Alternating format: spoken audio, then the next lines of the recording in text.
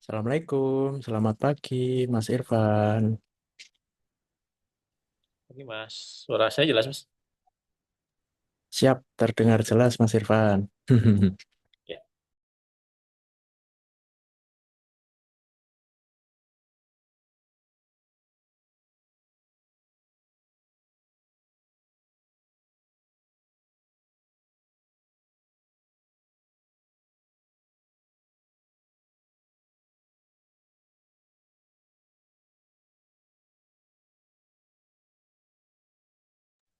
Mas Irfan, mungkin apa namanya, kita tunggu teman-teman dulu ya yang bergabung di kelas ini. boleh Mas, Tadi silakan saya Mas. sudah share linknya juga. Ya, baik Mas.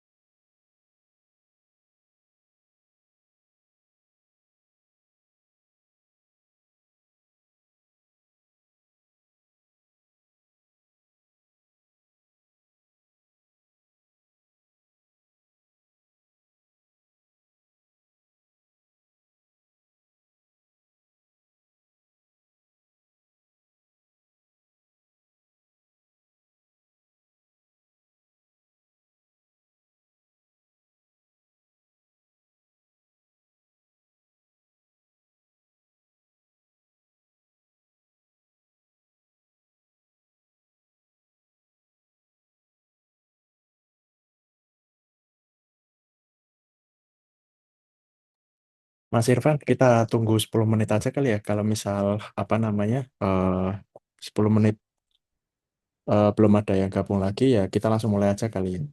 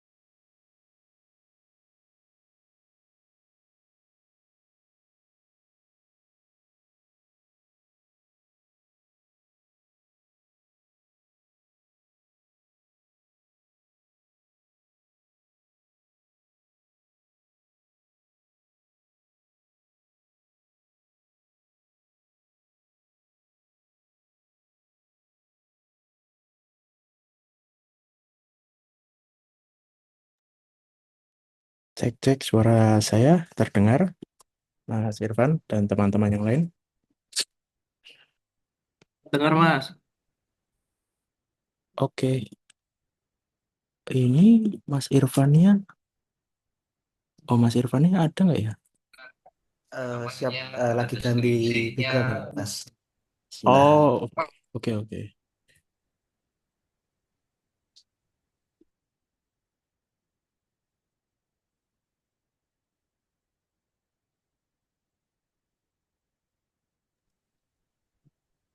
Mungkin teman-teman yang lain bisa open cam juga biar kelihatan rame gitu nanti di frame-nya. Ini kita mau upload rekamannya nanti di YouTube Talang Mas gitu. Jadi ini nanti kita akan buatkan playlistnya yang akan membahas tentang kriptografi khususnya. Yang belum punya background boleh chat ke saya nanti saya share apa namanya backgroundnya. Share di grup aja, Mas. Oke, saya share aja.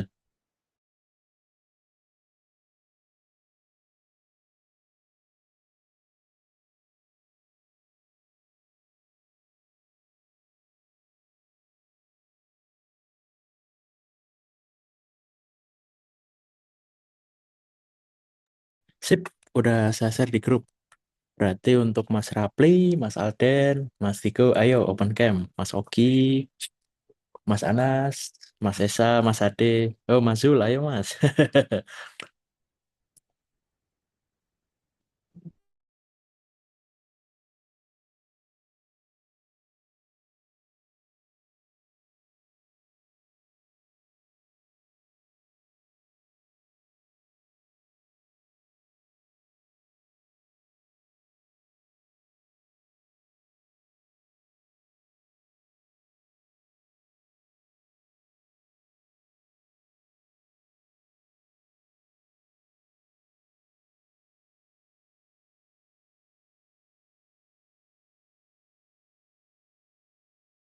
Nyalur kali ya, Mas?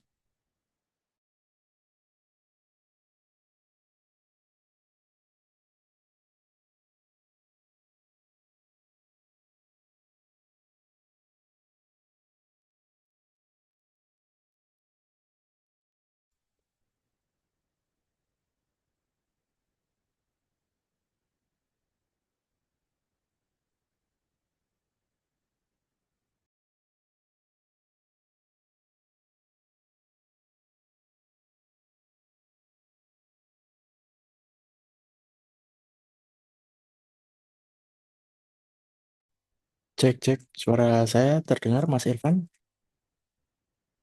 Ya Mas, dengar Mas. Oke, ini udah 10 menit. Oke, sip. Boleh kita mulai, Mas Irfan? Sambil nunggu teman-teman yang lain gabung juga, nggak apa-apa. Bisa kita mulai, Mas Ya, Irfan? boleh boleh Mas. Oke, Saya siap. udah minta request. Oke, sip. Oh, sudah saya allow sih. Oke, Ya, baik. Kalau gitu langsung aja meetingnya saya mulai. Assalamualaikum warahmatullahi wabarakatuh. Salam sejahtera buat kita semua. Selamat pagi, teman-teman semua. Selamat datang di kelas meeting pertama kita yang akan membahas tentang kriptografi. Mungkin nanti topik-topik atau materinya akan dijelaskan oleh Bapak dosen kita, yaitu Mas Irfan Fadil, yang akan menjelaskan paparan pada pagi hari ini. Kemudian yang akan memandu sesi pada pagi hari ini kurang lebih mungkin 45 menit sampai 1 jam, yaitu saya yang akan jadi hostnya. Oke, apa namanya? Mungkin sebelum kita mulai, saya ingin menyampaikan beberapa aturan kelas agar kelasnya ini bisa berjalan lancar. Yang pertama yaitu mohon untuk teman-teman nonaktifkan mikrofonnya saja supaya nanti kita bisa mendengar suara suara dari Mas Irfan lebih jelas supaya tidak ada noise atau kebocoran. Nah, kalau ada pertanyaan atau apa silakan raise hand pakai fitur yang ada di Zoom-nya atau tulis di kolom chat. Nanti saya akan apa namanya langsung motong Mas Irfan Fadil pada saat lagi menjelaskan. Kemudian sesi tanya jawab boleh di akhir atau boleh di tengah apabila nanti ada yang ingin ditanyakan oleh teman-teman. Baik, mungkin kurang lebih itu yang bisa saya buka. Waktu dan tempat, monggo Mas Irfan Fadil. Saya persilakan. Baik, Mas David, terima kasih. Assalamualaikum warahmatullahi wabarakatuh, teman-teman di Waalaikumsalam warahmatullahi wabarakatuh.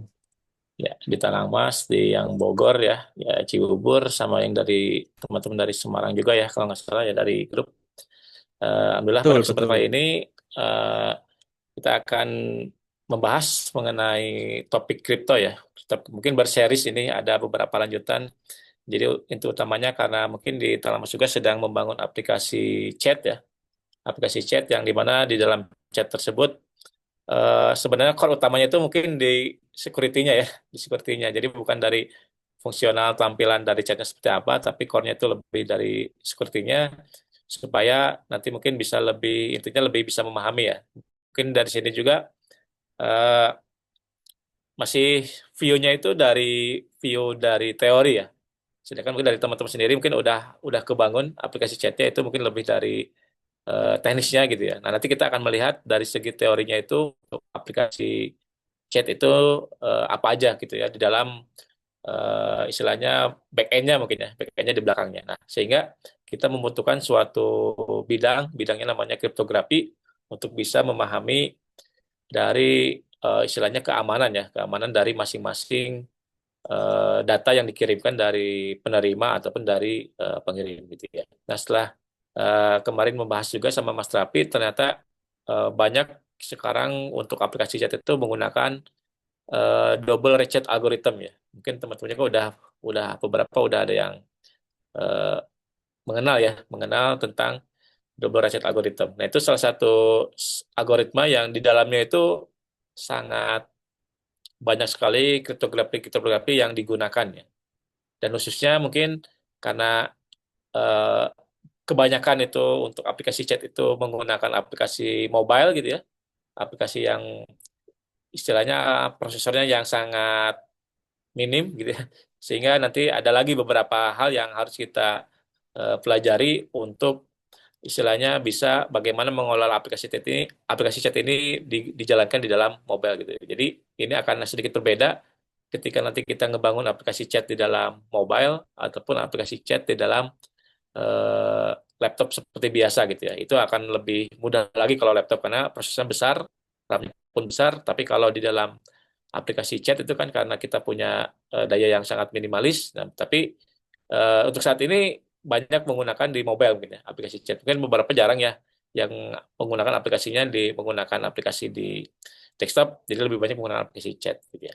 Nah, beranjak dari sana sehingga salah satu hal yang paling utama itu adalah nah, kita akan mempelajari karena kriptografi ini banyak sekali beberapa perhitungan sehingga nanti ini ketika kita akan masuk ke kriptografi itu ya nanti kita akan belajar dulu di masalah eh, basicnya itu di matematika ya, matematika. Dan bidang ilmu matematika yang mungkin cocok untuk tadi ya double ratchet algorithm mungkin ya. Karena kita sekarang fokusnya di double ratchet algorithm itu di matematika diskrit ya. Meskipun nanti ada lagi beberapa algoritma-algoritma yang lain sehingga nanti kalau kita belajar algoritma lain di dalam kriptografi yang lain ya berarti nanti beda lagi untuk masalah apakah dia menggunakan matematika diskrit ataupun apakah dia menggunakan beberapa bidang matematika yang lainnya gitu. Jadi seperti itulah. Nah, untuk sesi kali ini kita akan membahas dulu mengenai beberapa pengantar di matematika diskrit khususnya di kriptografi modern ya. Karena ini udah masuk modern juga. Cuman nanti kalau eranya apa quantum computing ini udah bukan modern lagi ya. Jadi ini udah nggak dipakai lagi nih. Nanti takutnya kita sekarang belajar ini tiba-tiba tahun depan udah ada quantum computing gitu ya. Tapi mustahil sih kalau tahun depan. Biasanya akan masih tahunnya masih waktu yang lama gitu. Jadi ini masih berguna untuk saat ini gitu ya. Nah, yang kita akan coba bahas untuk hari ini mengenai pengantar, mungkin nanti sedikit lah tentang matematika diskrit, terus nanti akan ada konsep dasar dari himpunan, ya mungkin teman-teman udah masih mengingat ya antara himpunan, relasi dan fungsi. Nah, itu digunakan sekarang di dalam kriptografi. Nah, ini operasi modulo. Jadi kan kalau biasanya matematika itu kan hanya tambah, kali, bagi, kurang, ya. Nah, sekarang kalau di dalam kriptografi itu tidak digunakan gitu ya. Kebanyakannya dia menggunakan operasi modulo. Ya, nanti teman-teman mungkin bisa mengetahui bagaimana operasi modulo itu ada gitu. Nah, selanjutnya ada teorema Fermat kecil dan teorema Euler. Nah, ini merupakan salah satu teorema yang berdasarkan dari bilangan yang nanti kita gunakan ya. Kita gunakan. Karena kalau di dalam kriptografi eh, itu sangat wajib sekali bilangan yang kita gunakan itu adalah bilangan prima. Ya, teman-teman mungkin udah ini ya, udah paham mungkin bilangan prima itu seperti apa gitu. Daripada bilangan bulat. Jadi ketika kita punya bilangan prima atau bilangan bulat, nah kita bisa masukin ke dalam teorema Fermat kecil ataupun ke dalam teorema Euler ya, khususnya bilangan bulat ya. Tapi kalau dalam implementasinya jarang, jarang saya lihat bilangan bulat itu digunakan untuk kasus production di dalam kriptografi itu jarang. Jadi semuanya itu pasti bilangannya itu bilangan prima gitu ya. Nah, sehingga nanti operasi yang tadi kita lakukan di bilangan prima itu nanti dia punya kekhasan sendiri gitu ya. Ya, kekhasannya itu ada di dalam grup modular dan inversi modular ya. Jadi ini tidak akan terjadi kalau bilangannya bukan prima. Gitu ya. Jadi ya kenapa sekarang wajib gitu ya? Wajib untuk pakai bilangan prima ya karena nanti dia akan masuk ke dalam karakteristik dalam grup modular dan inversi modular gitu ya. Nah, mungkin berikutnya nanti akan ada aplikasi dalam kriptografi khususnya yang nanti kita akan pelajari saat ini itu di Diffie-Hellman ya. Diffie-Hellman, tapi kalau nggak salah sekarang ada satu orang lagi yang belum dimasukin. Jadi itu harusnya 3 orang kayak RSA. RSA itu reverse, saya lupa lagi ya siapa sih. Jadi 3 orang, RSA si Diffie-Hellman juga harusnya 3 orang. Cuman yang sering kita sekarang lihat itu Diffie-Hellman-nya itu cuma 2 orang. Padahal itu di dalam itu ada 3 orang ya untuk yang menciptakan aplikasi kriptografis tersebut. Nah, oke, ini sedikit pengantar ya. Jadi kenapa kita belajar matematika diskrit ya? Karena di sini kita akan menghitung beberapa objek yang terhitung tidak kontinu ya. Jadi tidak ada infinity. Itu bahaya kalau ada infinity, dia akan loading terus sampai komputernya meledak atau komputernya misalkan ngehang gitu ya, atau OS-nya ngehang sehingga dia tidak bisa terhitung gitu ya. Nah, dalam diskrit itu kita akan belajar semuanya, oh itu objeknya itu terhitung. Ada batasannya, sampai berapa nih? Sampai 1000 bit, sampai 2000 bit, atau sampai 3000 bit gitu ya, tergantung dari kemampuan dari masing-masing komputasinya. Ya, kalau misalkan kita pakai komputasi yang mobile, nggak bisa kita pakai 2000 bit gitu ya, atau 1000 bit. Berarti kita harus menggunakan di bawah gitu, apakah 128 bit atau 256 bit gitu ya. Nah, sehingga di diskrit ini kita mempelajari objek-objek tersebut. Jadi objeknya itu ada semacam batasnya gitu. Batasnya itu sampai mana? Kalau dari 0 sampai 10. Sehingga nanti kalau ada bilangan 11 gitu ya. Ya itu tidak akan termasuk ke dalam objek-objek yang kita hitung. Karena kita yang hitung itu dari 0 sampai 10 gitu ya salah satunya. Dan ya ini di dalam deskriptif biasanya ada bilangan bulat, ada graf juga, ada himpunan dan relasi ya. Tapi nanti ketika kita bicara bilangan bulat, nanti kita akan memilih bilangan-bilangannya itu yang prima ya. Nah, tadi bilangan prima itu gimana teman-teman? Jadi kalau kita pakai bilangan prima, otomatis, nah, apakah angka 30 ini masuk bilangan prima atau bukan? Atau angka 25 ini bilangan prima atau bukan? Angka berapa lagi? 23 ini bilangan prima atau bukan? Atau 17 ini bilangan prima atau bukan? Nah, dari keempat huruf ini, keempat angka ini, itu mana yang termasuk ke dalam bilangan prima gitu ya. Dan kenapa gitu kan? Itu yang harus ini. Teman-teman ada yang bisa ini kira-kira mengguess, menebak bilangan prima sehingga nanti kita bisa tahu bilangan prima itu apa gitu. Kalau kita udah menebak ini gitu ya. Saya rasa teman-teman Tiga, udah ini ya. 30 bukan bilangan prima, Mas Irfan. 30 bukan. Ya, oke. Kan? Ya. Terus 25 bukan kayaknya. 25 bukan. Oke. Yang prima tuh 2317. Ya, 2317 ya. Oke, berarti udah paham ya. Jadi eh, atau ada yang masih belum ini, teman-teman yang lain? Atau mau nambah lagi bilangan yang lain? Oke, katakanlah kita punya 28, ya. Terus satu lagi ada 32. Satu lagi misalkan ada 57. Nah, ini berarti teman-teman yang mana nih tiga ini? 28 28, bukan 32. prima, Kan ya. 28 Ya, bukan, 32 juga bukan, berarti oke. 57. Kan. 7 ya. Nah, itu Ya. berarti udah paham ya dalam dalam prima. Sehingga nanti ketika kita akan gunakan dalam prima gitu di dalam aplikasi codingnya gitu ya. Kita harus cek dulu ini is prime atau bukan gitu ya. Jadi kita buat suatu suatu function yang mengibaratkan bahwa bilangan yang nanti kita pilih itu harus bilang prima. Jadi pengecekan dulu. Kalau dia is prime, ya berarti kita gunakan. Tapi kalau dia bukan prime, kita tidak menggunakan. Gitu ya. Nah, itu tadi masalahnya di bilangan bulat tadi ya. Meskipun itu masuk ke dalam bilangan bulat, tapi itu bukan bilang kalau dia bukan bilang prima itu kita tidak bisa gunakan. Gitu. Nah kalau graph untuk saat ini belum mungkin ya. Untuk di double algorithm itu belum kita gunakan graph, tapi beberapa algoritma yang lain itu biasanya ada graph ya. Kayak Lattice sekarang itu kalau nggak salah biasanya itu dalam vektor dan dalam graph juga gitu. Jadi kita harus pelajari juga dari graph. Cuma nanti mungkin di sesi yang setelah double-reaching kita pahami, nah kita bisa masuk ke area sana gitu. Himpunan relasi ya ini termasuk ke dalam objek yang nanti kita akan pelajari saat ini. Oke.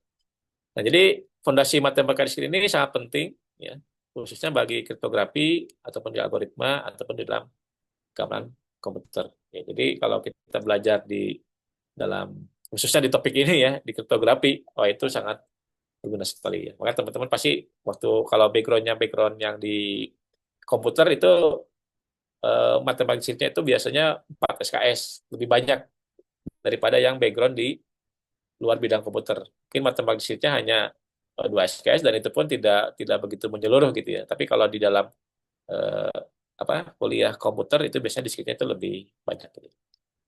Nah, salah satunya konsep itu nanti diterapkan di dalam kriptografi namanya Diffie-Hellman tadi ya. Jadi kalau kita nanti akan mempelajari salah satu di dalam sub dari double ratchet algorithm itu adalah Diffie-Hellman. Sehingga tadi teman-teman harus mempelajari bagaimana aritmetika modular, ya, perhitungan aritmetikanya, terus teori bilangannya gitu ya. Yang tadi ya, kita bisa memilih bilangan prima yang, kalau tadi kan sederhana ya, 23, 37, oke lah. Tapi kalau misalnya kita dikasih panjang misalkan, katakanlah kita dikasih bilangan, eh, ini acak aja gitu ya. Nah, ini prima atau bukan? Wah, kan repot ya kalau misalkan secara tadi eh, kotretan nggak bisa ini harus pakai suatu function, harus pakai suatu fungsi dalam algoritma sehingga bisa mendeteksi bahwa ini bilang prima atau bukan ya. Sehingga nanti kita akan bisa menggenerate itu mungkin ya. Biasanya kalau saya itu pakainya Python sih ya, Python untuk melakukan kayak nulis bilang prima besar, menggunakan generator apapun atau perhitungan apapun itu biasanya menggunakan Python ya, pakai apa yang notebook ya, notebook notebook apa sih? Lupa lagi saya itu. Yang istilahnya Jupyter, buat Jupyter Notebook, ya Jupyter Google Notebook Colab. betul.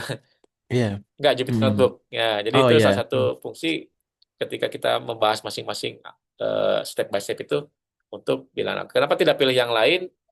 Mungkin kalau menurut saya sih Python itu bisa mengeksekusi bilangan-bilangan yang lumayan agak besar juga gitu ya.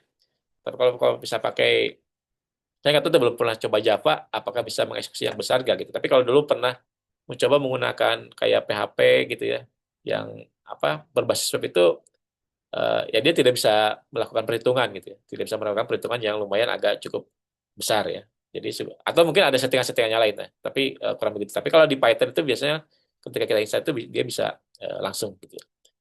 Nah selanjutnya nanti ada teori grup ya. Ini menjadi dasar logika operasi untuk ini salah copy nih. Jadi kita nanti ada operasi modular ya. Nanti kita akan masuk ke dalam teori grup, artinya hasil yang ada di dalam aplikasi modular itu dia akan masih berada di dalam grup itu sendiri. Kayak tadi, kalau kita punya 0 sampai 10 ya, itu hasilnya tidak akan menjadi 11 atau hasilnya tidak akan menjadi 12 gitu ya. Dia akan balik lagi ke dalam range di antara 0 sampai 10. Nah, itu masuk ke dalam teori grup ya. Dan terakhir ini komputasi diskrit, ini untuk menjamin kalau fungsi yang kita nanti gunakan itu akan sangat mudah untuk penghitungannya, tapi nanti akan sulit untuk ditebaknya. Nah itu yang menjadi utama di Diffie-Hellman ya. Menghitungnya kita mudah, tapi ketika kita akan membuat menebak satu nilai yang ada dalam development-nya itu sedikit kesulitan lah. Meskipun kita punya komputer yang lumayan cukup canggih, model yang cukup canggih, tapi akan kesulitan ketika kita akan menebak beberapa fungsi yang ada di dalam development itu sendiri. Ya, nah itu salah satunya ya. Tapi selain development pun, Sima ada lagi yang lain, semacam nanti ada apa elliptic curve, ya elliptic curve itu pun nanti menjadi salah satu pendukung dalam double ratchet algorithm. Ya, sehingga nanti kita juga akan belajar bagaimana skema untuk elliptic curve ya, dan juga masuk ke dalam matematika discrete gitu. Oke, itu pengantarnya satu. Nah, ini yang tadi ya dasar himpunan, mungkin teman-teman udah paham lah bagaimana mendefinisikan suatu himpunan ya. Biasanya penulisannya kan kayak seperti ini ya. Jadi ada ZP, nah nanti ada kurung kurawal, ini 0 sampai P kurang 1. Misalkan kalau kita punya Z, P-nya ada 9, gitu ya. Berarti di sini bisa dimulai, bisa di 0, bisa di 1 sih. Tergantung dari, misalkan kalau di 0 bisa 1, 2, 3, ya, sampai 8 berarti ya. Karena ini P kurang 1. Jadi ini satu himpunan yang nanti kita gunakan untuk proses penghitungan di dalam algoritmanya sendiri. Ya. Atau misalnya bilangan prima boleh. Misalnya Z23. Itu pun bisa kita masukkan juga ya. Z23. Nah, nanti kita bisa masukkan juga di sini. Nah, itu di himpunan set ya namanya ya. Terus relasi. Nah, relasi ini lebih ke mendefinisikan keterkaitan antar elemen. Nah, contohnya, nah ini mungkin teman-teman bacanya gimana nih? Ada sama dengan, tapi biasanya sama dengan 2 kan, ini 3 gitu. Pernah melihat nggak teman-teman? Nah, sebenarnya ini yang digunakan saat ini di kriptografi ya. Ini namanya kongruensi, ya. Kongruensi. Jadi kesetaraan. Jadi sebenarnya bukan sama dengan setara itu beda mungkin ya. Sama dengan setara itu beda. Jadi kalau di dalam konsep dari perhitungan modulo itu, untuk kesetaraan itu kita menggunakan kongruensi ini. Ya. Jadi simbolnya ada 3 baris. Misalkan A ini kongruensi dengan B. Jadi ini bukan sama, tapi setara. Ya, nanti kita akan lihat beberapa contohnya. Nah, sehingga nanti relasi ini bisa masuk ke dalam N, di mana N ini salah satu himpunannya itu ada di dalam A dan A dikurang B. Misalnya. Jadi dia nilainya akan tetap berada di dalam N. Gitu ya. Misalnya N-nya kita set 23, berarti A dan B ini pasti lingkungannya ada di dalam 23 itu sendiri. Gitu ya. Nah, terus fungsi itu adalah suatu konteks modular yang sering bersifat satu arah, ya one way function, sama kayak hash ya. Jadi kita punya fx, g pangkat x, mod p, ini akan sangat mudah dihitung. Tapi kalau kita menebak x-nya, ini akan sangat menjadi sulit dihitung. Gitu ya. Nanti mungkin bisa di verb ya, dibuktikan untuk perhitungan dari x-nya ini sendiri ya. Sehingga inilah yang menjadi inti keamanan dalam Diffie-Hellman. Ya. Kita bisa menggunakan aplikasi yang nggak aman, ya, nggak secure, nggak ada HTTPS-nya, tapi kita masih bisa berbagi kunci. Gitu ya. Masih berbagi kunci yang lain, karena ketika kunci itu didapatkan sama orang lain pun, itu akan sangat sulit mengidentifikasi X-nya itu berapa.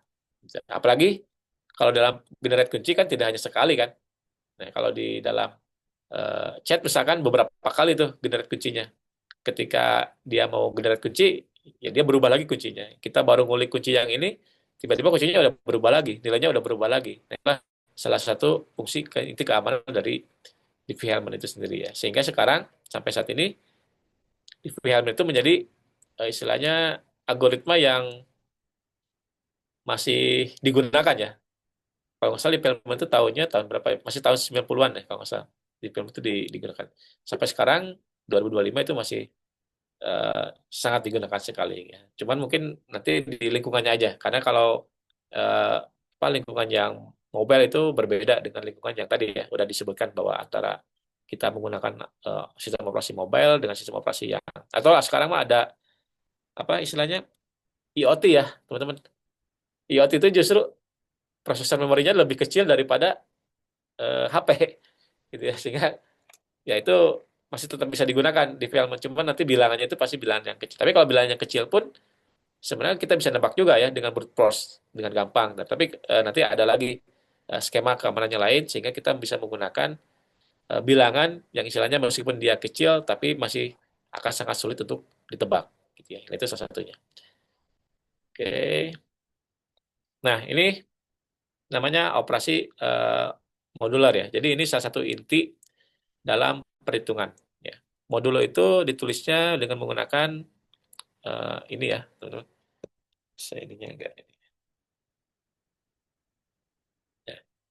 Jadi A mod N gitu ya. Ini adalah operasi modulo dan operasi ini yang nanti kita akan gunakan ya, akan gunakan dalam kapanpun di mana hasil dari operasi ini adalah pembagian dan sisa ya. Misalkan teman-teman kalau kita punya bilangan, katakanlah kita punya bilangan 14 modulo 5. Nah, ini jadi berapa teman-teman?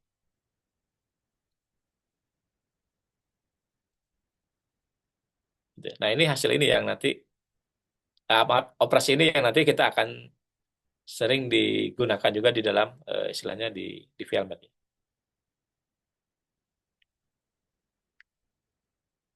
Jadi berapa teman-teman? 4, Pak. 4. Berapa? Mas Alden? Berapa Mas? 4 bukan Mas Mas. katanya.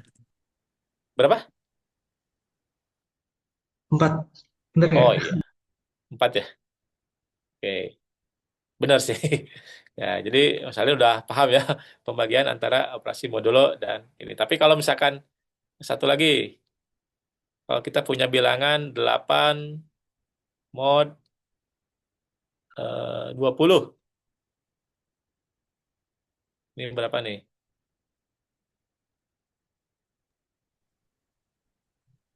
Itu kayaknya pakai ChatGPT tadi ya. Gitu. 8 ya sih. Ya, itu gampang ya. 8 ya sih? 8 ya. 4, Pak. 8. Wah, 8 lagi ya? 8 seperti Itu di chat GPT atau di apa ya? di chat GPT 8. Ini 8 kasih tahu ya? orang tuh.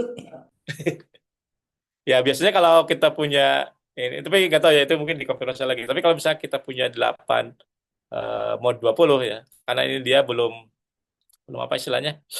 eh, belum lebih ya, belum lebih kayak ini ya. Belum melebihi dari atau mungkin seperti ini ya, 2 mod 3 gitu ya. Jadi ini kan maksudnya mungkin bisa tadi ya 8, berarti ini bisa 2 gitu ya. Nah, tapi dalam beberapa kasus di dalam apa istilahnya? Di dalam tadi ya masuk dalam teori apa istilahnya? Himpunan gitu ya. Ini sebenarnya kita define sebagai 0 gitu ya. Tapi kalau kita nggak masuk ke dalam teori tadi himpunan, ya mungkin ini nilainya benar bisa 2, bisa 8 gitu ya. Tapi kalau nanti kita masuk ke dalam teori bilangan gitu ya, nah itu nilainya itu bisa 0 gitu ya. Nanti mungkin ini jawabannya masih ada 2 nih antara kita memasukkan 2-nya gitu ya, 8-nya atau 0-nya. Tapi ini dengan kondisi ya, teman-teman. Dengan kondisi beberapa kondisi ini menyebutkan bahwa 2 mod 3 itu bisa kita sebut sebagai kosong. Tapi intinya tadi udah sangat paham sekali ya di teman-teman sini bahwa kalau kita punya beberapa apa istilahnya operasi dengan menggunakan modulo ya sehingga hasil yang kita gunakan itu adalah yang sisanya. Yang sisanya di sini kita masukin itulah hasil dari bagian apa operasi dari modulnya sendiri ya. Oke, misalkan di sini ada contoh lagi 17 mod 5 itu hasilnya 2 ya. Atau kita punya lagi contoh apa? Agak susah ya. Pakai pen sedikit. Kita punya contoh lagi misalkan tadi 17 mod 5 itu sama dengan 2. Terus kita punya contoh lagi misalkan 22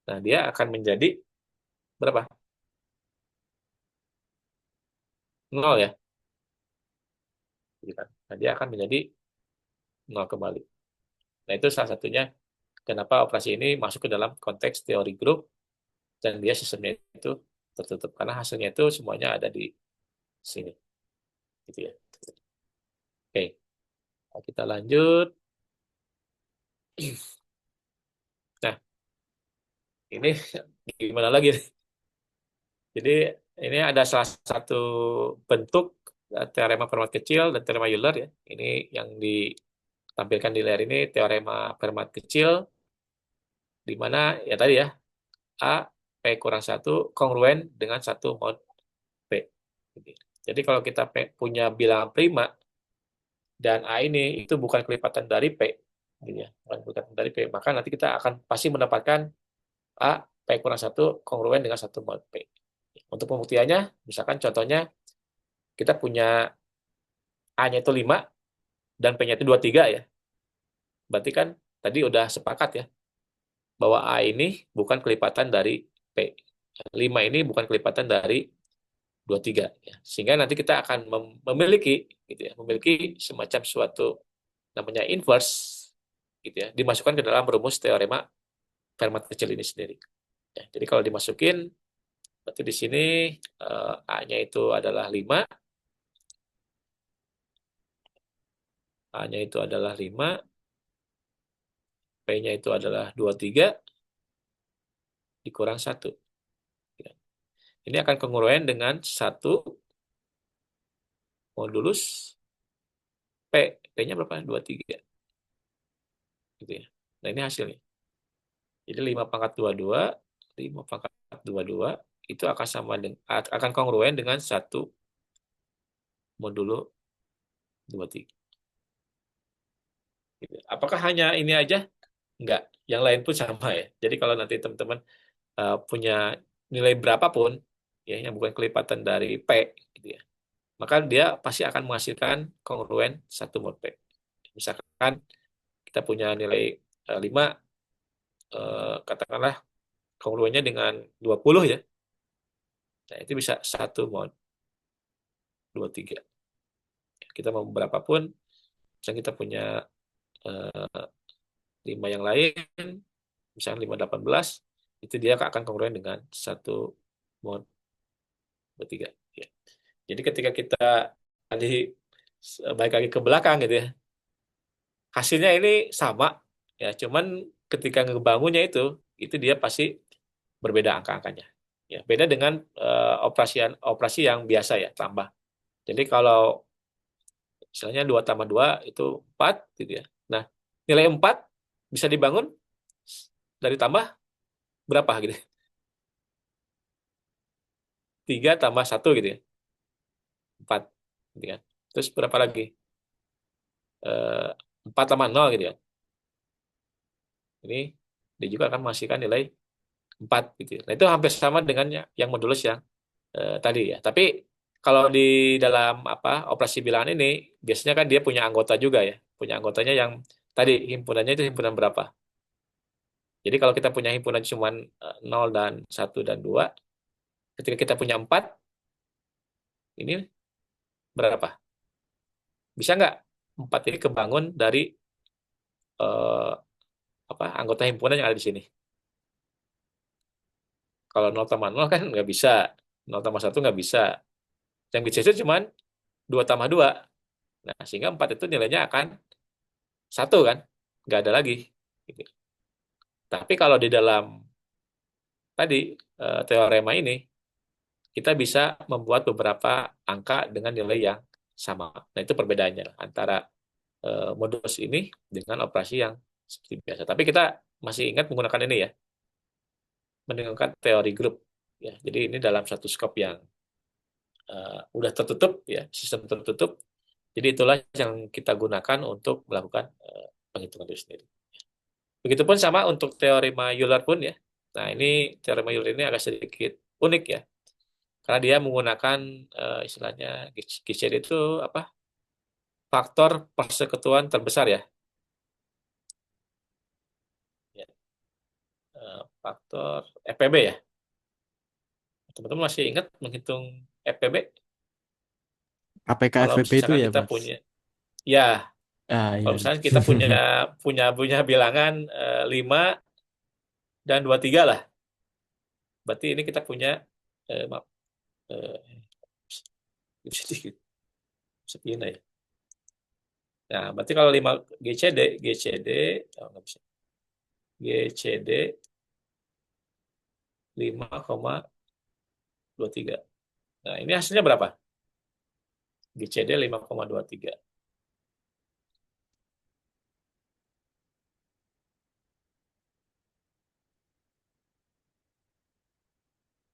Masih ingat nggak teman-teman? Faktor persekutuan besar ini.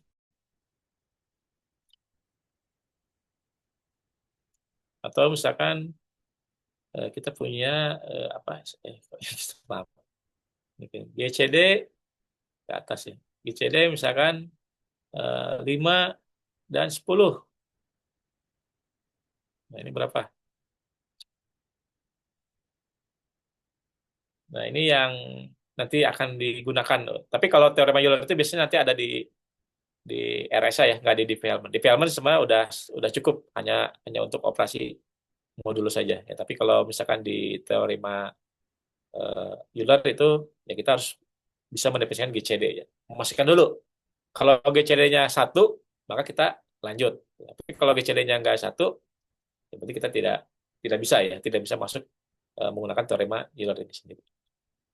Sudah ada teman jawabannya?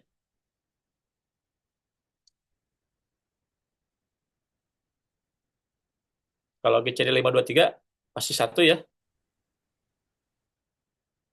ya kan? Kalau Yang GCD 5 5 10 dan 5 ya, 10, Mas? 5, 5 Bang. ya?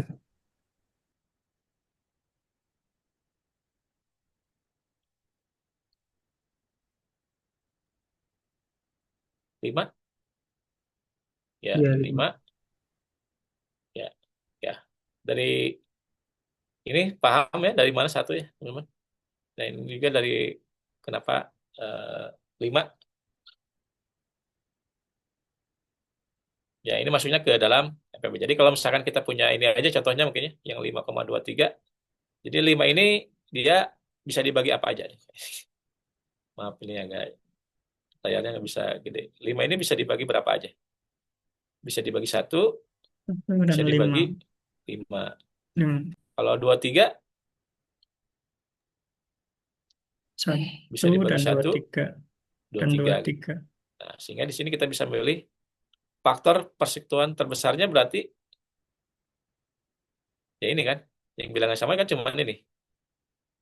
Jadi kan, jadi ini masuk ke dalam ini 1. Tapi kalau tadi 5, tadi 1,5, terus 10, 1,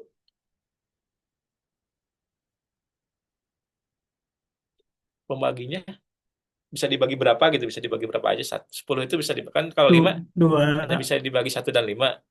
Nah, 2, Iya, 2, ya, 5. 5 ya. Udah? Ada lagi? Nggak ada ya? Nah, berarti FPB-nya berapa? Ada 2 berarti kalau ini ya. 2. Ya, ada bisa ada 1 dan ada 1 dan 5. Tapi 5. kalau kita memilih yang terbesarnya 1, ya berarti maaf, yang samanya ada 2 5. gitu maksudnya. Yang 1 dan yang 5. Cuman kalau karena kita memilih FPB-nya yang terbesar, berarti ini jawabannya benar 5. 5. Gitu ya. Jadi teman-teman saya rasa udah sangat paham ya terhadap operasi-operasi dasar. Jadi itu yang nanti kita akan gunakan di dalam istilahnya algoritma Diffie-Hellman mungkin yang terdekat ya, Diffie-Hellman itu. Operasi ini yang nanti kita akan coba gunakan. Oke, ini terkait terimanya. Nah, ini mungkin hanya sifatnya aja sih ya. Jadi sifat dalam grup mundur itu kalau kita punya himpunan 1,2 tadi udah ya. Nah, dengan operasi perkalian modulo membentuk grup abelian komutatif karena memenuhi kali mod P Mas Ivan elemen ada Z. pertanyaan dari Sayadi Oh, ya? oh siapa? Di Iya, chat ya Pak atau di mana ya? di chat tadi. Iya, tadi Oh, di chat. belum nggak klik nggak ini nggak muncul. Maaf, harus di ini dulu mungkin.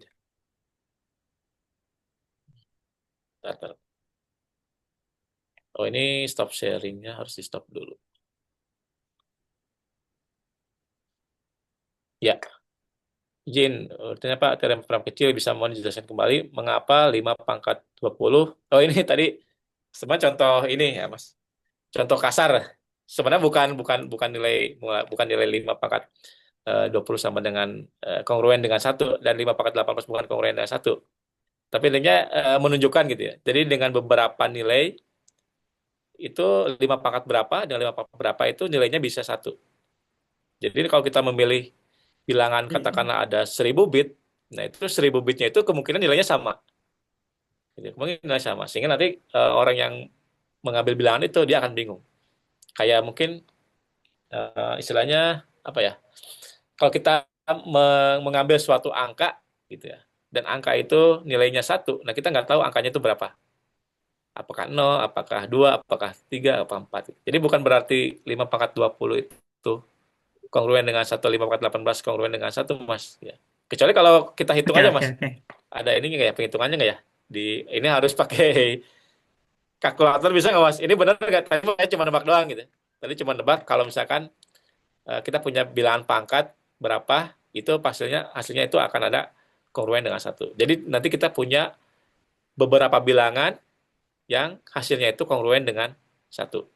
Ya, tapi ini bisa dihitung juga sih. Kita coba hitung ya. Kalkulator bisa nggak ya 5 pangkat 20? 5, 5 pangkat 20 mana ya? Ini. Oke, kayaknya bisa deh. 5 pangkat.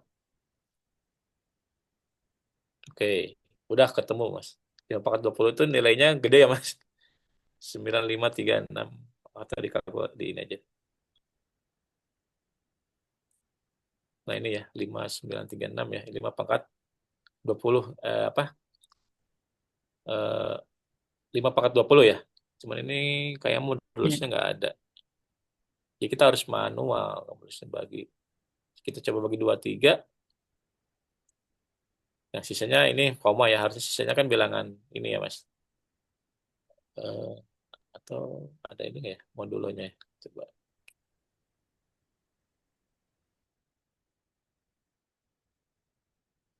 Ini nggak ada modulo. Oh, sebentar, Mas. Dia baterai saya habisan. Bisa bantu hitungin dulu, Mas. Ya, mungkin di Python bisa langsung 5 pangkat berapa modulo. Itu nilainya apakah kongruen 1 atau tidak. Dan saya mau coba ngecas dulu. Baik, Pak.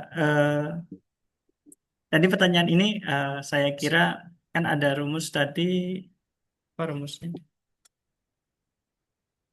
Li- 5 terus Q pangkat Q kongruen dengan 1 mod P kalau nggak salah ya. Terus kemudian yang sesuai kan tadi 5 pangkat 22 itu kongruen dengan 1 mod 23. Jadi pertanyaan saya kenapa di situ 5 pangkat 20, 5 pangkat 18 itu juga sama dengan kongruen dengan 1 mod 23. Ternyata itu Jadi hanya sebagai sebenarnya nilai contoh yang saja ya Pak ya. gampang mah paling yang tadi ya, Mas, yang kita Iya, contohkan seperti yang tadi itu. ya artinya berarti ini sebagai Bapak Jadi sedang kalau kita menunjukkan bahwa contohkan nilai ibaratkan pangkat ini sangat beragam gitu ya Pak ya. sebenarnya konsep tadi itu seperti ini, Mas. Jadi 6 mod 5 itu sama dengan Iya, 1. 1. Oke. Nah, kita punya bilangan lain 11 mod 5 itu sama dengan 1. Sama dengan Ini 1. sih Iya. yang jadi Oke, oke. contoh Konsep secara utamanya ini. ya sebenarnya. Nah, tapi itu boleh juga sih, Mas, dihitung aja apakah benar nggak, atau bahkan tadi kita punya 5 pangkat 20 ini mod berapa, 23 ya, dengan 5 pangkat Iya. 18, harusnya enggak sih, Mas, ya, karena ini tadi Iya, saya oke. cuma nebak-nebak doang. Harusnya nilainya Oke, itu oke. pasti bukan bukan 1 dengan 1 gitu, pasti bilangan yang lain Oke, itu oke, sih, Mas. baik, Tapi Pak. ya konsep Mas Bisa Irfan, dipaham. ya mungkin ya itu kaitannya dengan Euler's theorem ya. Euler's ya theorem betul itu kan bunyinya kalau GCD-nya E dengan N itu sebenarnya 1, maka torsionnya berlaku. ya Betul, betul. Jadi mencari dulu GCDA, N harus satu, maka yang yang apa? Yang sifat yang tadi itu langsung berlaku, Pak. Tapi kalau Iya. GCDA, N-nya tidak sama dengan satu, nggak bisa berlaku ini. Jadi harus mengecek terlebih dahulu antara GCD, N-nya.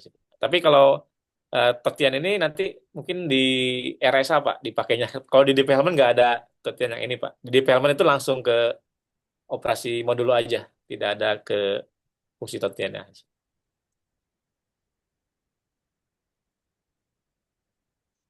Gitu, Pak. Pami. Oke, makasih, makasih. Nah, jadi nanti Toshen itu belum belum dibahas Gimana Mas Jai? sekarang Udah ya. menghitung tadi Mas Jai? Apakah benar nggak nilainya satu? Belum, Pak. Tapi sepertinya tidak, Pak. Ya.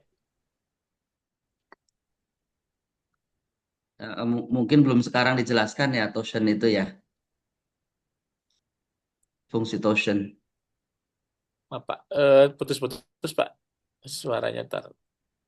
Mungkin belum Putus-putus. dijelaskan sekarang ya fungsi Toshen. Ya gimana, Pak? Mungkin belum dijelaskan sekarang untuk fungsi Toshen ya. Ini Oh hanya iya, ya. sebagai Ya, gambaran dulu.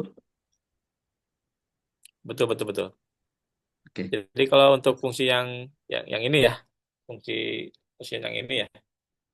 Nah, jadi ini untuk gambarannya emang nanti kita kalau menemukan gitu ya, kita menemukan eh, bilangan n-nya itu bukan prima, gitu ya, bilangan itu bukan prima, maka kita bisa menggunakan fungsi totien gitu. Tapi harus memastikan dulu antara GCD-nya harus A, N itu harus sama dengan satu gitu. Tapi kalau dia nggak sama dengan satu, maka fungsinya nggak berlaku sih, Pak. Gitu. Dan ya totien ini tadi Pak disampaikan untuk development tidak digunakan, Pak, tidak ada fungsi untuk mengecek ini. Jadi untuk development nanti itu nanti kita akan langsung memproses ke yang teorema format kecil ini. Jadi kita langsung akan menghitung secara langsung berapa modulo dari perhitungan di Helm itu sendiri. Gitu sih, Pak. Oke. Nah, ini untuk fungsi grup modularnya mungkin dilanjut ya, Pak. Jadi ini ya,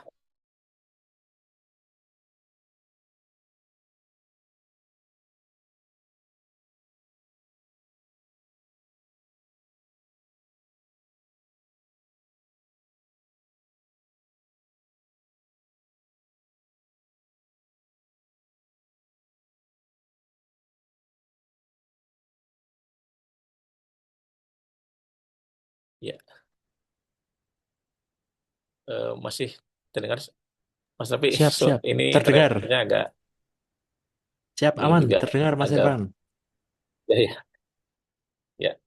Lanjut aja yang tadi. Ya, ini hanya sifat-sifat aja ketika kita punya grup yang modular gitu ya. Tadi udah sempat disinggung juga gitu ya untuk bilangan primanya, maka himpunannya seperti ini. Nah, maka dia akan berlaku fungsi tertutup tadi gitu ya. Tertutup kita tadi udah menjelaskan kan bagaimana semua perhitungan yang ada di dalam modulus P itu pasti nilainya akan ada di sana, tidak akan ada yang keluar. Terus dia berlaku juga asosiatif. A kurung BC itu akan sama dengan AB kali C ya. Ini satu aja. Harusnya dihapus nanti diedit lagi. Terus dia juga berlaku identitas ya. Dia berlaku identitas satu, ada elemen identitasnya juga. Cuman yang tadi sempat kita bahas juga ya dengan Mas Y itu adalah adanya inverse tadi ya. Jadi setiap elemen itu pasti memiliki inverse perkalian modulo P ya. Tadi nilainya sama antara yang tadi 5/20 misalkan dengan 5/8 itu nilainya sama. Ya berarti dia inverse-nya. Inverse dari 5/20. Meskipun nilainya itu nilai yang berbeda ya, tapi memiliki hasil yang sama, kongruennya sama. Nah, ini ya Mas ya. Yang tadi udah sempat dibahas juga ya. Jadi inverse modularnya mungkin ini juga bisa dicek dari GCD A, M-nya itu harus sama dengan satu. Nah, contoh cari inverse 5 mod 23. Berarti berapa inverse-nya? Gitu kan. Nah, ini kita maaf, kita akan mencari 5 mod 23 untuk mencari inverse-nya ya. Sehingga kita akan menentukan dulu B-nya berapa. B ini yang menjadi inverse-nya. Nah, sehingga kalau kita hitung nanti B-nya itu nilainya adalah 14. Jadi, apakah cuma 14? Berapa lagi berarti? Ada lagi berarti kan? 5 kali berapa yang itu nanti kongruensinya dengan satu mod 23 gitu ya.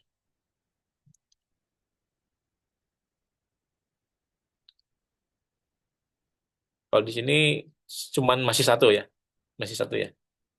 Jadi kalau nanti Mas Jai ini lagi ada bilangan lain yang bukan 14, tapi dia hasilnya itu satu mod 23. Nah, itu yang dicarinya gitu, Mas. Tadi kita coba 5 kali 14 segitu ya. Berarti kalau kita pakai 5 mungkin sampai ke 20-an ya, 5 kali 14. Oke. Coba hitung 5 dikali 3 11. Oh iya, ini nggak ada modnya juga di kalkulatornya. Oke,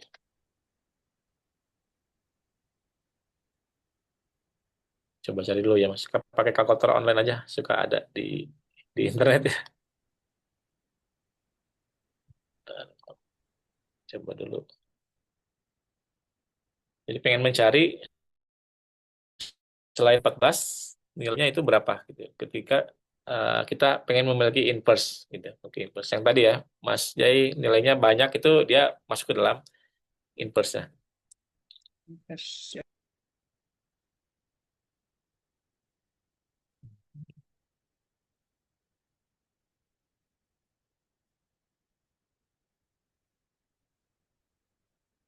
Ya, bentar ya. Ini ternyata agak masalah juga.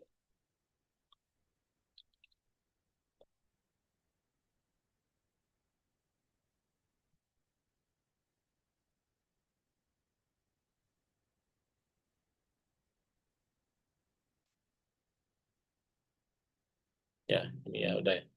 Ini tadi 70 mod 23.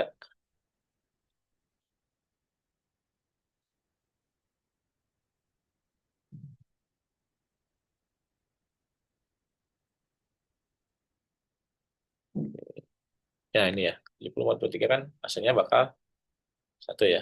Berarti kita mencari lagi bilangan lain selain tadi yang 14 untuk kita masukin supaya dia korenya satu ya. Misalkan kita geser 70 tuh ke mana ya gesernya ke 5 tuh 6 9 74 ya. 74 76 ya.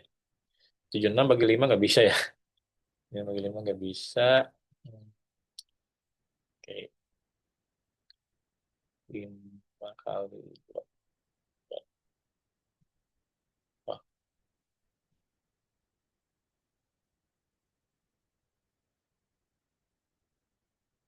hmm. Sambil- Mungkin teman-teman bisa sambil ini juga sambil nyari. Jadi kita pengen mencari nilai tadi 5 kali 14 itu kan kongruen 1. Nah, 14 berarti kan nilai ininya ya, nilai inverse-nya. Nah, kita pengen mencari nilai yang lain selain dari 14 bahwa dia itu kongruen juga dengan 1 gitu. Nah, ini yang nanti harus pasti nilainya lebih dari 14 kan. Apakah mungkin bisa apa? Kalau 20 pun kayaknya enggak deh. Kalau 20 kali ini berapa ya? 20 kali 5 100 193 itu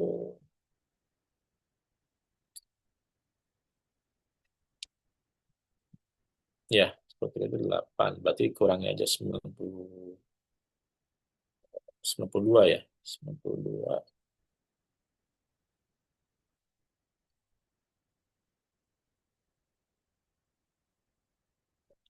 Kalau bisa 92 tuh pas ya. 93. Ya, 93 tapi nggak bisa dibagi 5. Cari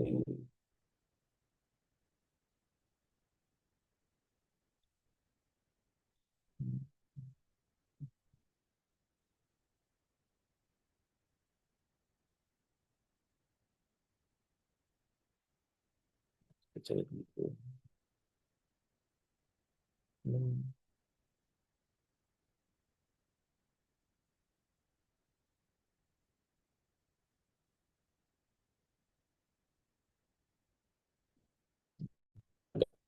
bermasalah juga sih.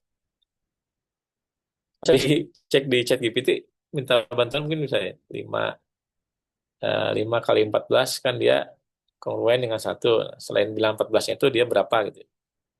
Biar bisa pas ya. Tadi apa konsep dari inverse-nya. Konsep dari inverse.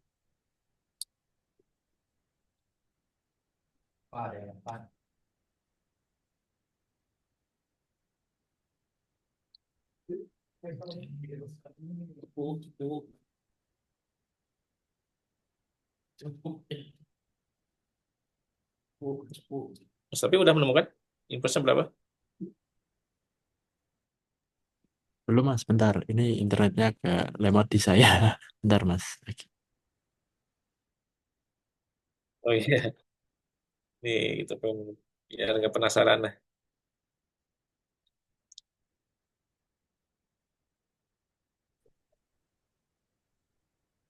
Bilangan pembaginya berapa ya, Mas Irfan? 23 Pak.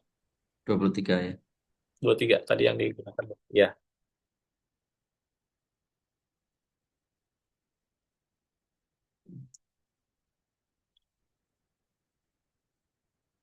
Ya, tadi sempat udah cari juga sih.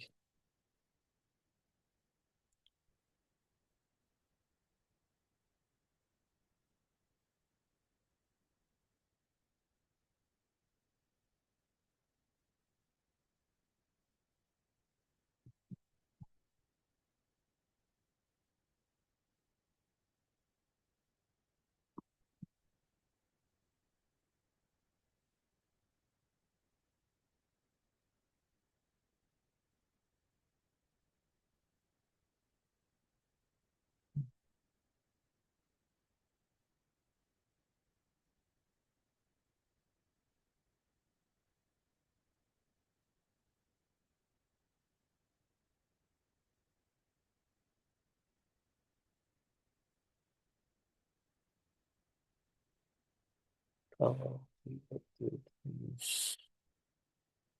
37, 37, 5 kali 37 ya.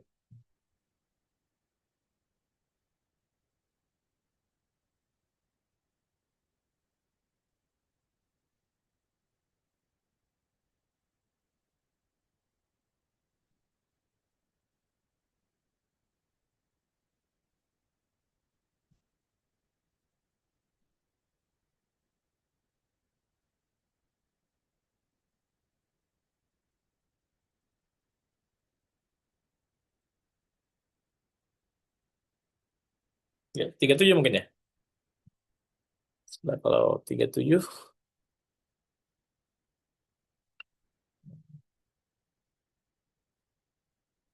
ini kita rubah ya.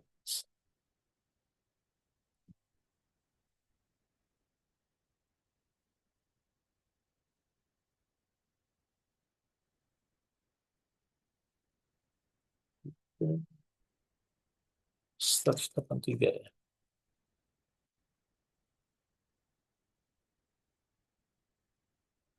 Nah, ini mungkin ya teman-teman ya. Selain dari 5 14, 5 kali 14, 23, kita juga menemukan 5 kali 27, 5 kali 37 itu dia 18. Jadi nilainya nanti inverse-nya itu dari 5 mod 23 ini bisa 14, bisa 37 gitu. Itu hasilnya kalau satu mod. Ini yang ditanyakan tadi sama Mas Jay mungkin ya. Mas Jay juga tadi mah kan pangkat ya Mas Jay. Kalau sekarang mah 5 Iya kali betul. berapa?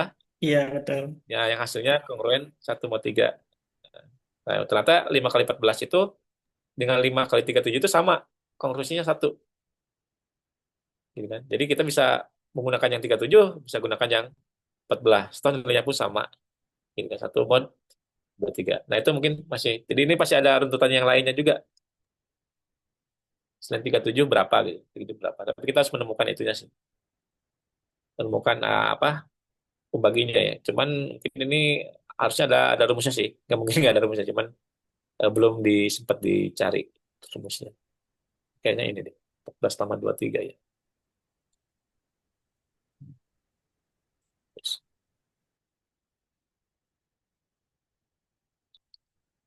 Oke. Nah, mungkin dasarnya sebenarnya itu saja sih, Mas Rafi, Pak Fahmi ya, untuk DP Helman. Nanti mungkin bisa besok kita bahas secara ini tentang skema DP Helman-nya. Kalau misalnya perhitungan yang tadi udah lumayan ada gambaran gitu ya, perhitungan yang tadi kita coba diskusikan terkait operasi modulo yang ada di dalam matematika diskritis.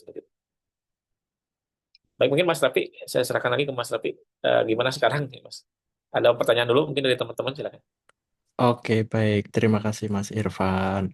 Oke, mungkin dari Oh, teman-teman ada yang mau ditanyakan terkait tadi pelajaran kita matematika diskrit. Ada yang mau ditanyakan dulu? Atau mungkin ada yang masih bingung tentang bilangan prima, modulus, dan sebagainya? Monggo.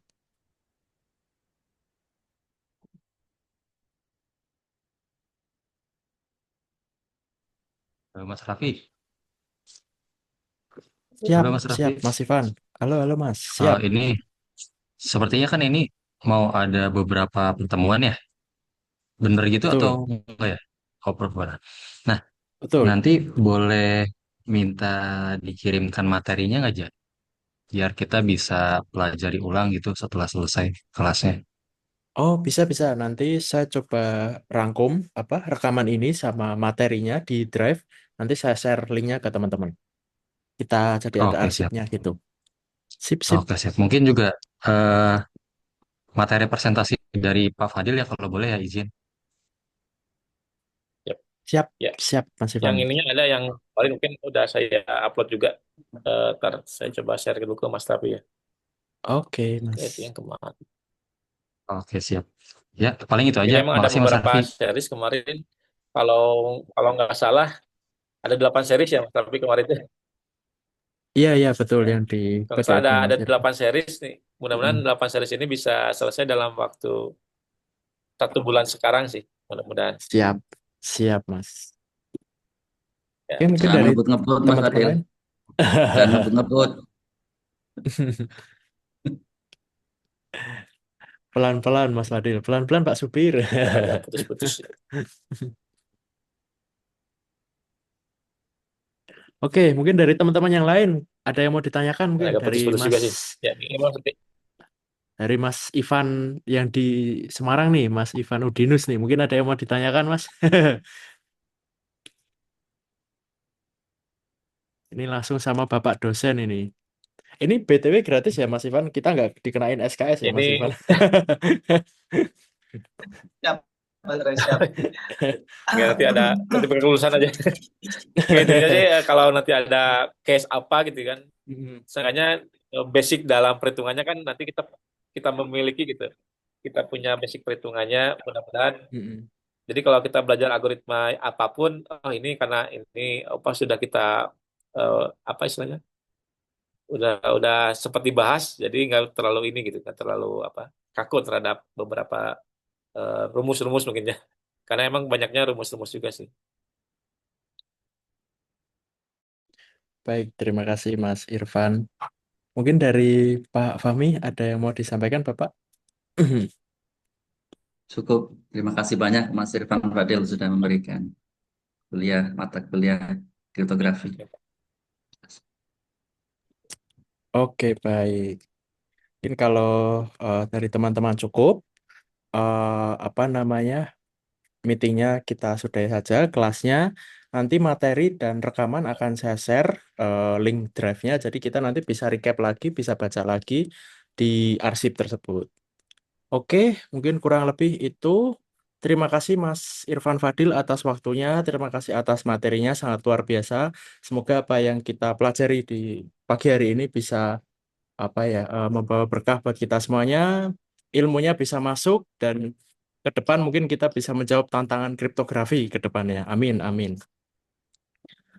Oke, mungkin kurang lebih itu yang dapat saya sampaikan. Terima kasih atas waktunya. Kelasnya saya akhiri. Pak. Assalamualaikum warahmatullahi wabarakatuh. Selamat pagi semuanya. Terima Waalaikumsalam kasih Mas Waalaikumsalam warahmatullahi Irfan. wabarakatuh. warahmatullahi wabarakatuh, Mas Oh, Irfan. Terima kasih Pak Mas Fahmi, Fadil. Mas. Terima kasih. Assalamualaikum.